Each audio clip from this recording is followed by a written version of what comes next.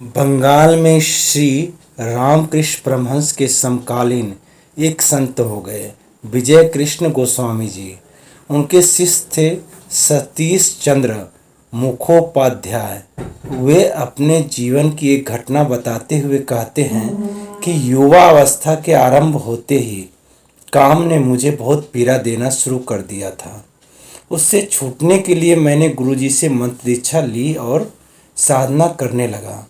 एक दिन मैं साधना करने बैठा था तो अचानक अदम्य उत्तेजना से बेचैन हो उठा। अब साधना नहीं करूँगा, इस प्रकार सोच ही रहा था, तभी दूसरे कमरे से गुरुजी मुझे पुकारने लगे। मैं गया तो उन्होंने बड़े स्नेह के साथ कहा, सतीश मेरे सिर पर थोड़ा तेल लगा दो।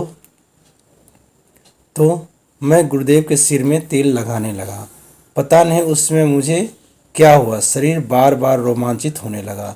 मैं कांपने लगा, सामने देखने लगा कि आज तक जितनी भी स्त्रियों के प्रति मेरा कुभाव हुआ वे सब कामोन्मत्त होकर एक एक करके मेरी ओर आ रही हैं एवं पास से होकर निकल रही हैं।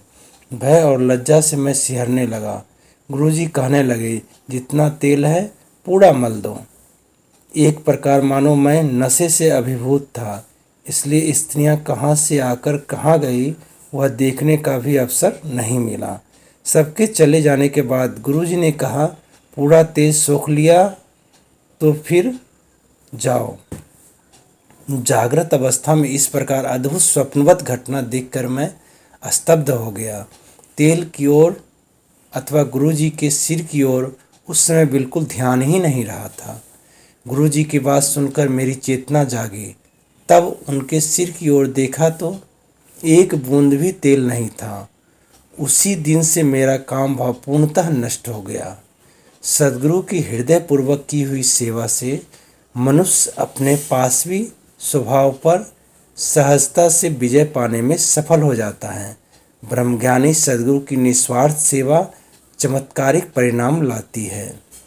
श्रीमद् भागवत में भगवान वेद व्यास जी ने काम, क्रोध, लोभ, मोह, अहंकार इन एक एक दोष को जीतने के लिए अलग अलग साधना पद्धतियां बताई और आखिर में यह भी बताया है कि एतत् सर्वं गुरोर भक्त्या, ये सारी साधनाएं गुरु भक्ति से सहज में सफल हो जाती है। नारायण हरि नारायण हरि नारायण हरि।